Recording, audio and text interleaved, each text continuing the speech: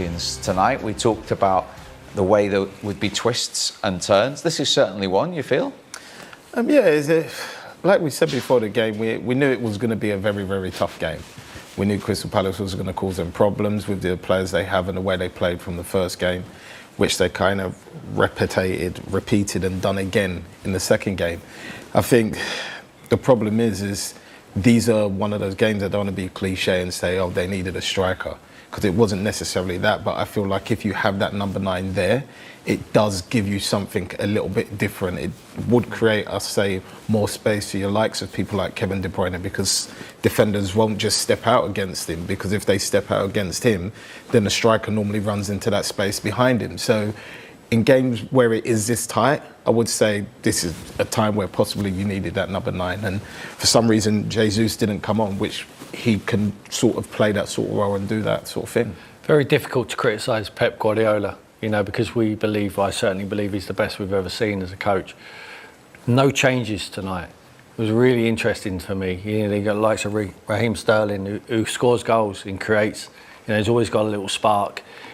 I thought the boys on the pitch did okay, but I think they needed to freshen it up. You've got Jesus, who can come up with an important goal. Gundogan, who's got an eye for a goal. I think it was probably credit to Palace. They still had the counter threat that Gundogan didn't come on. He kept Rodri on the pitch. But I thought perhaps he should have changed it up. But like I say, it's very difficult to ever criticise the man because he's the best. But in hindsight now, I think he would possibly look at that and say maybe should have changed things up and sharpened it up. Do you think maybe he thought a goal was coming with the chances that... If I was a manager, I personally would have thought the same thing as well. The amount of chances they create, they might not be clear-cut chances, or they're not always, but they're not be hitting the target. But they're creating enough chances to feel like that goal is coming. And just unfortunately, it just didn't happen. Most of the chances fell to the players you would have most probably wanted them to fall to as well. And either the keeper comes up with a save, or they hit the post, or they don't quite make the right contact with the ball, and it just goes wide. So I think they was very unlucky. And like I said, I thought they played well. It was just that little part that was missing. It's really interesting what Sean says about the natural number 9 striker. They've gone all season, they've been top of the league, in the quarterfinals of the Champions League and the FA Cup. But with those fine margins, do you agree sometimes? Possibly. I mean, you'll be a fool not to, because it's always going to be labelled on him. I mean, Pep's walking off that pitch now, disappointed because he knows his team's done enough to win the game. And they're at the top of the league for a reason, because they do score a lot of goals and they don't concede too many.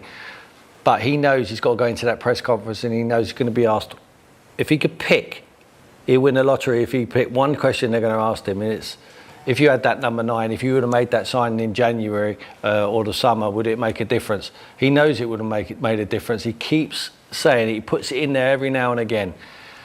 It's easy to say if Harry Kane was there, they would have won that game tonight. But I'm going to say it, they don't lose that game with Harry Kane in there. They do not lose that football match if Harry Kane's there. But I still believe they can win the league without him. They've done it before, and he'll probably do it again this year. But it's getting tighter and tighter now. And the longer that game went on at 0-0, the more anxious they got. I think that's why they're missing chances. They're snatching at their chances, rather than that calmness what we see. But that's what happens when you come this time of the year.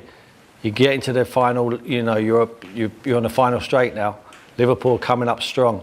You cannot drop any points. Tonight they've dropped points. Now it's up to Liverpool to capitalise. Indeed. And we saw the post hit in the first half. We saw it again in the second. Kevin De Bruyne. There's actually a shot here of Kyle Walker wheeling away. He thinks it's in.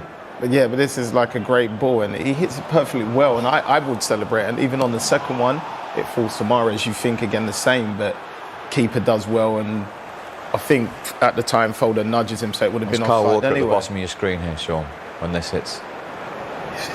Because you see, when it falls to Kevin De Bruyne in that area with his quality, you just expect it to be a goal left or right foot. But just sometimes when things ain't going your way, they're the little things that happen, and I feel like they'll go through that. And there's another chance here which they create, which is a great ball, and he puts it in, and you think this is a goal, because I jumped out of my seat as well, and he actually gets a good enough touch to actually direct it in, but it doesn't get enough.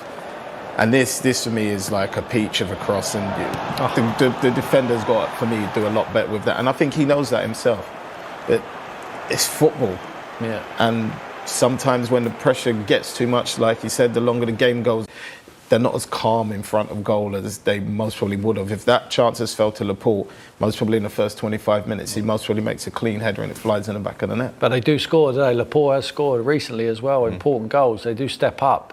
Even Walker's chipped in with a few goals. Cancelo on the other side. So they do share their goals around the team. Tonight wasn't their night in front of goal.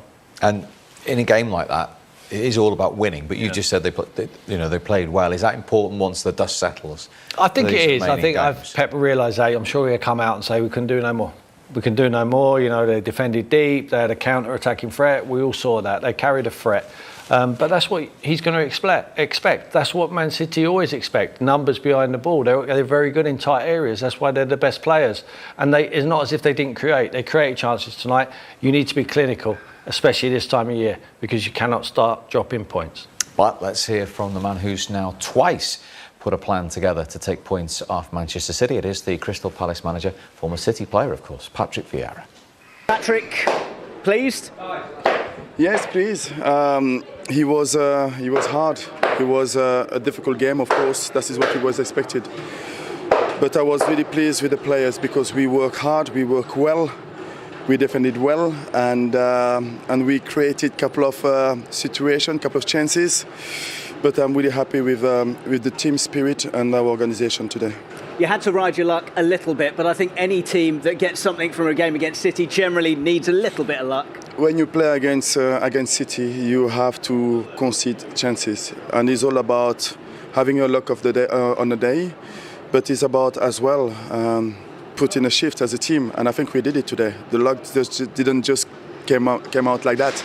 We fight for the luck, and we get the points, and we are happy with the performance. What pleased you most about the performance? I'm sure there's lots of things, but anything in particular? Yeah, it's about the way we manage the game. It's about defending well as a team, and at times during the season we struggled when we were in our difficult period in the game.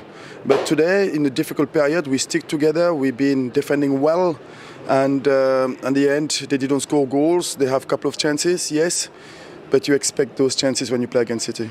They had quite a lot of chances, but did belief grow as the game went on and it was still 0-0 because you had some chances as well? Yeah, we had some chances, and it was that kind of feeling that you can score one and just win the game 1-0, but I'm happy with the draw. The performance, I think, was really good. All the players work hard, work well, and the team performance today deserves a lot of credit. You've had a lot of credit for the attacking play that you've brought to Palace, but how much satisfaction do you take from 2 clean sheets against Manchester City? But this is the part of the game that we have to learn and to be more consistent if we want to be a better team. It's not just about having the ball. Especially when you play against City, you know that you're not going to dominate the possession. You need to put your sleeve up and defend well and work hard. And today we did it, and we did it as a team, and we get the points, and I'm really pleased with that. Just finally, it's only a point, but given who it's against, how big does that feel, and how good shape does it put you into for the FA Cup game? No, it's all about building that confidence, and playing against City and not conceding a goal is always positive. And there is a lot of positiveness to take to the FA Cup game, but today we won a lot. We work quite really hard, so we will have a couple of days to prepare that game. Well done today. Thank you. Thanks, Patrick. Great to see you. How did you see it in the end tonight? Well, we played a really, really good game. Create a lot of chances, especially in the first half. Difficult side, defend really well, tight, and they were with the rhythm, and we played a really good game. You created so much in the first half. Did you look to try and change anything at half-time, or was the message more of the same, please? No, we continue the same. So patient, no concede, and we have our chances. We had it, we could not convert. Sometimes happen. Second half, did you consider making any changes of personnel, or did you always believe that what you had out there would see the job? They were playing find good. A breakthrough? Yeah, I thought a lot to make some changes, but they were playing good. And always the guys were inside, have the ability to score goals. But at the end we play more the motion, they defend and with their people. But I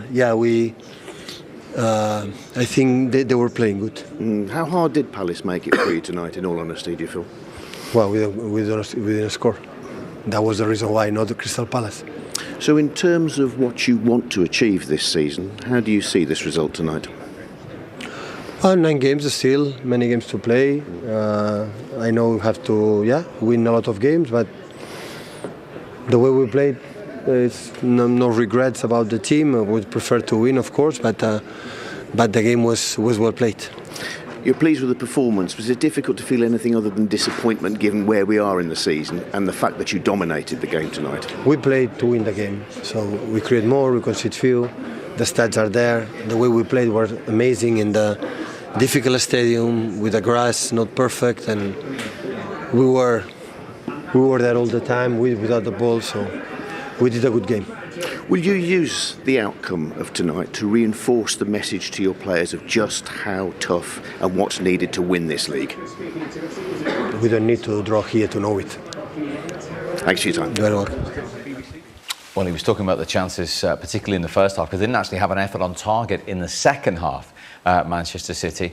First half, he talked about it, we talked about it at half-time. On another night, they would have scored.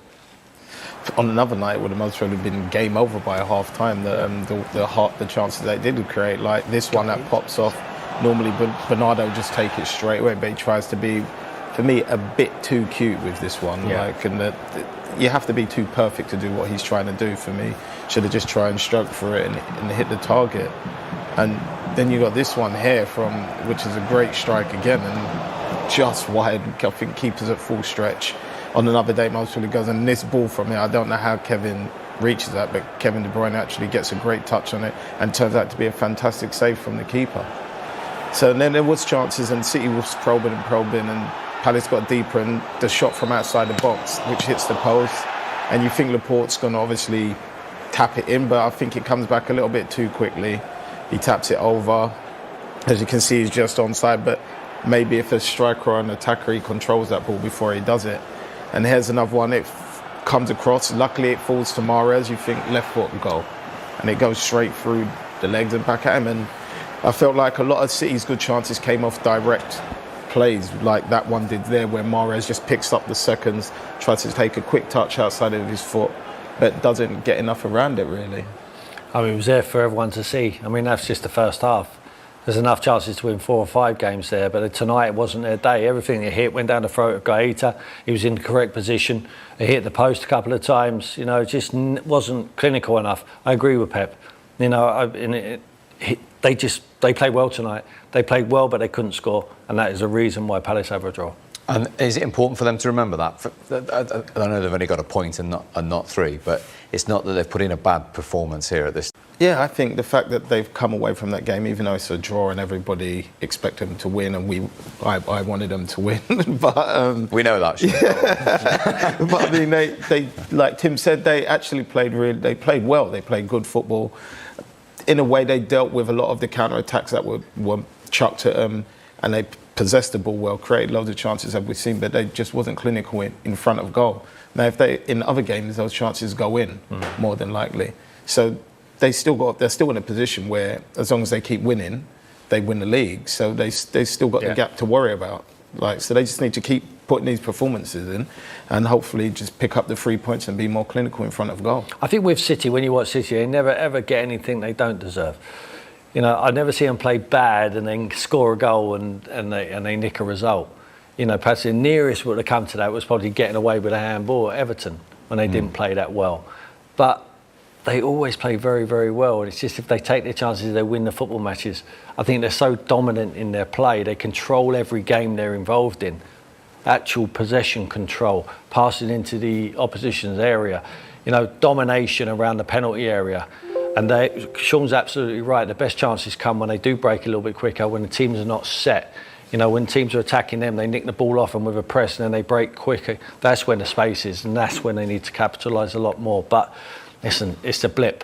It's a blip, but it's a poor time to have a blip when Liverpool are coming fast. There won't be any panic, though. I mean, this is a set of players trying to win a title for the 4th time in 5 seasons. They've been this course many times before. Yeah. Oh, they're different.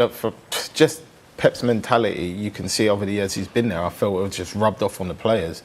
No matter whether they had lost today or whether it was a draw or they won, I think they would approach the next game that they're going into is with the exact same mentality, and that is to go out and win the game. And as you can see, they always try to win the game. They don't ever sit back, no matter who they're playing against. It could be Liverpool, it could be teams in the Champions League. They always play a similar way to try and dominate the game with the ball and win the game. However, when you won your title, you were challenging the great Manchester United at the time under Sir Alex Ferguson. You've had nights like this where you're at home, glancing at the TV, and United drew. Is it a little spring in your step and you go into training the next morning and your rivals have done that? Huge lift. Even when you're a manager and you're struggling around the bottom of the league, you'd want the other teams to get beaten around you. When you're a player, you're watching that, you're tuning in, and like we said at the beginning of the show, Palace are dangerous. Possibly, can they? And then players, they know the game. They're like thinking, well, everything's got to go their way. Everything did go their way today. They were poor in front of goal, Man City. The goalkeeper played well. They got the decisions, and it's a boost. It's 2 points you ain't got to find now. They've taken 2 points off them, so they're still chasing. They know that they've got to do their own business. That game is the head-to-head's going to be huge. That's a cup final. It's in Man City's hands still. So if I'm Pep Guardiola, I'm saying, boys, we're in control of this situation. But Jurgen Klopp will be rubbing his hands together, thinking this is getting tighter. That means it's getting edgier, more anxiety. Fans are going to get anxious, especially when they play and they can't score early on. When Man City play and they score early on, it's almost game over because they play with such confidence and flair. Other teams have to come out. When it gets edgy, get to the hour mark, then they're for the taking. Let's have a look at those fixtures again, because Liverpool, of course, now, it was always a huge game away at Arsenal. They've won 5 in a row and 9 of the last 11 on Wednesday. But given the fact City have dropped points ahead of that game, is that a slight shot in the arm for Liverpool going to the Emirates? Yeah, no, I think, like we said in the build-up to the show, I think the fixtures that are there's so many potential games could drop points. Like I felt in the first 20 minutes in Liverpool against Brighton, I thought, they could be struggling here. But obviously they come away with it and they put their chances away and plus get a penalty. So for me, it's going to happen again. I think whoever's in the studio or whoever's doing the show will have this similar conversation again. We just don't know whereabouts it's going to be, or is it going to be that final part. But I think there will be more people dropping points. There's absolutely no point me asking Sean this question. I can only ask it to you. Which dressing room would you rather be in? Would you rather be chasing or being chased at the moment, after that tonight? Being chased, always. You rather have the points in the bag rather than the games in there. I mean, if they win their games, they're champions. And if they win their games, they obviously put Liverpool away as well. So they got it in their own hands. I think it's... But Liverpool are in a situation now, if they win every game, they're champions, because they'll beat City.